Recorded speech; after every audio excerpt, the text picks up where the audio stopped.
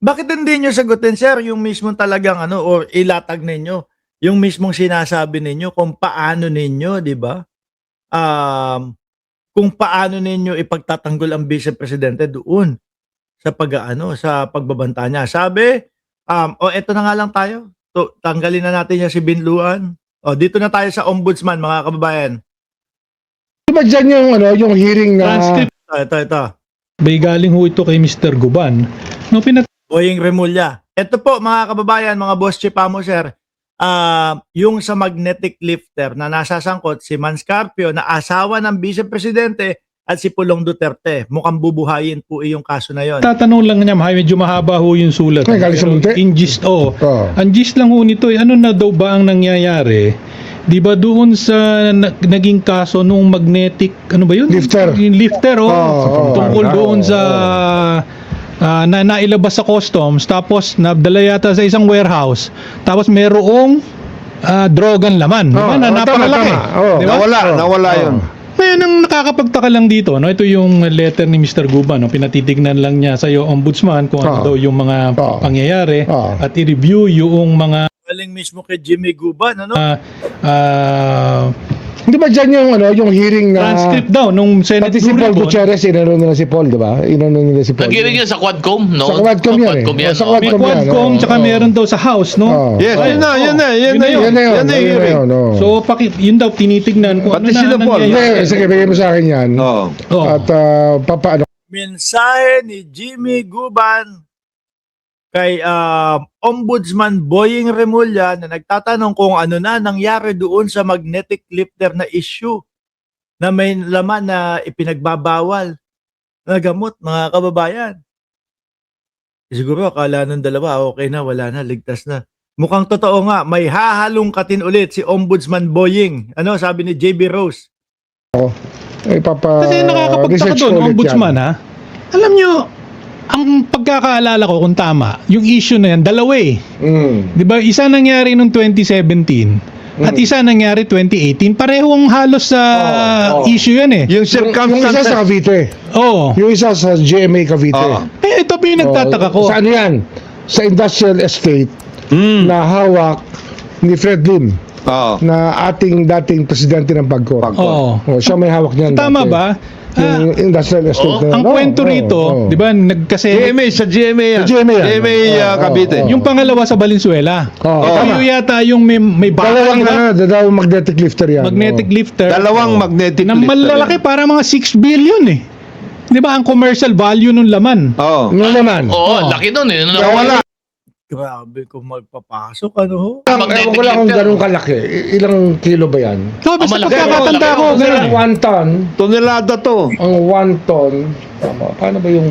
Computational. Basta ako alam ko, kung tama pagkakatanda ko, Six. mga 6 billion yung sa Valenzuela. Hindi ko alam yung sa Hindi, Cavite. ganun din.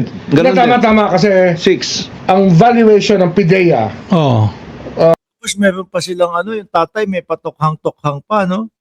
Tapos malalaman mo, kaya lang pala ginawa yung tokhang-tokhang na yun para i-eliminate daw yung mga kalaban sa negosyo. ang shabu ng panahon na yun is 6,800 per gram. Oo. Kaya 6.8 Isang tonelada. billion, 6.8 billion Tapos pinataas yung presyo.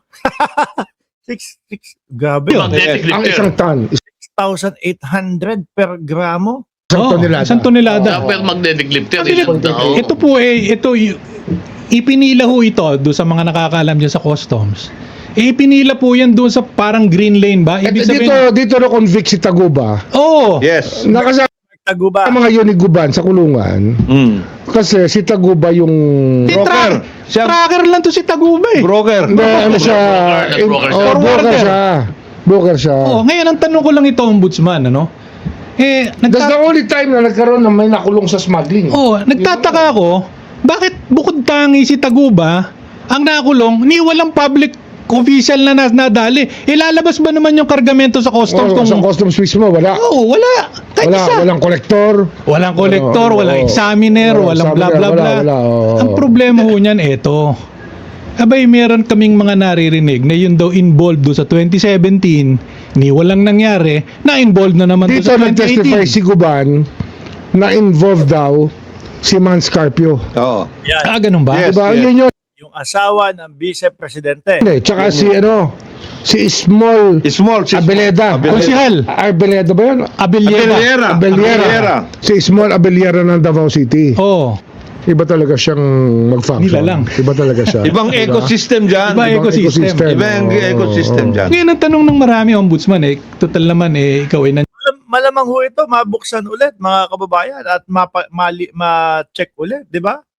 Kawawa naman talaga yung mga taong mga nakakulong nang hindi naman sila ang dapat nakakulong. dyan. Oo. Ang pinatatanong nila, pagka ganyan po, walang maniniwala sa gobyerno.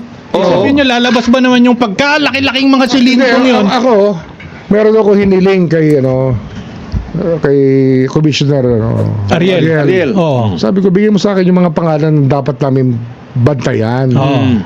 sa lifestyle check. Oo. Ilan buwan na ba siya nakaupo? O, isang taon na. Oo, Wala pa. Wala pa. Mag-iisang taon Mga na. 9 months. 8 months. Oh, 8. Nauna ako eh. Mga November yata siya eh. Pero yung mabait yan, ha? Nauna siya. Nauna siya. Oo. Nauna siya. Hanggang ngayon, wala pa ako nakukuha ng pangalan sa Ay, kanya. Commissioner Ariel Nepomuceno, pero mabait ito, tsaka very calm lang. Magaling ano, ha? nga, magaling nga. Maayos na kasama yan. Pero, Yan na, papaimbestigahan na yan. Nako, yari na ba si Pulong naman.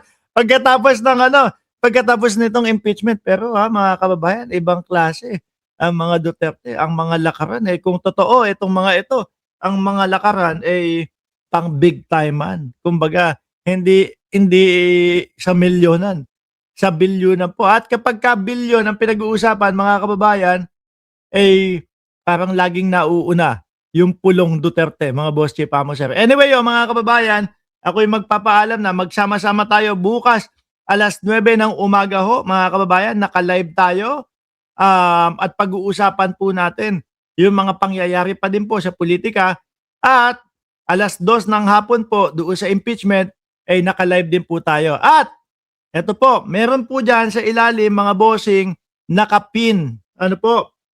May nakapin na comment dyan. Yan po yung link nitong channel na Mark Ramos VIP. Ano po ang mapapanood ninyo dito kapag sinubscribe nyo po ako? Unang-una ninyong mapapanood sa Sabado po, ililibot ko po kayo doon sa lugar kung saan kami naninirahan po. Dito po sa Cayman Islands, mga kababayan. Ano po? Ipapakita ko sa inyo yung mga pagkain, yung mga karagatan, etc. dito sa Cayman Islands, mga bossing. At kung ano yung mga hindi usual sa ibang bayan. Tapos naman mga kababayan, ang susunod nating ipapalabas saan ba? Orlando naman po, mga boss chief amo. Florida ang pupuntahan naman po natin, mga boss chief amo sir. Tapos susunod na episode po natin sa New York ko naman kayo ipapasyal. Susunod sa Jamaica, susunod sa Bahamas. Lahat po mga bossing pupuntahan natin. Mag-around the world tayo at lilibutin natin yung iba't ibang mga lugar at mga pagkain nila, no? Kaya i-subscribe nyo yung Mark Ramos VIP. Nandiyan po sa ilalim ng comment section yung link para mapuntahan nyo po yan. Ngayon wala kayong makikitang video pa dahil sa Sabado pa po yung unang episode namin. Muli po, maraming salamat. Ayan yung kay Founder Chai Chair, makikita nyo sa ilalim.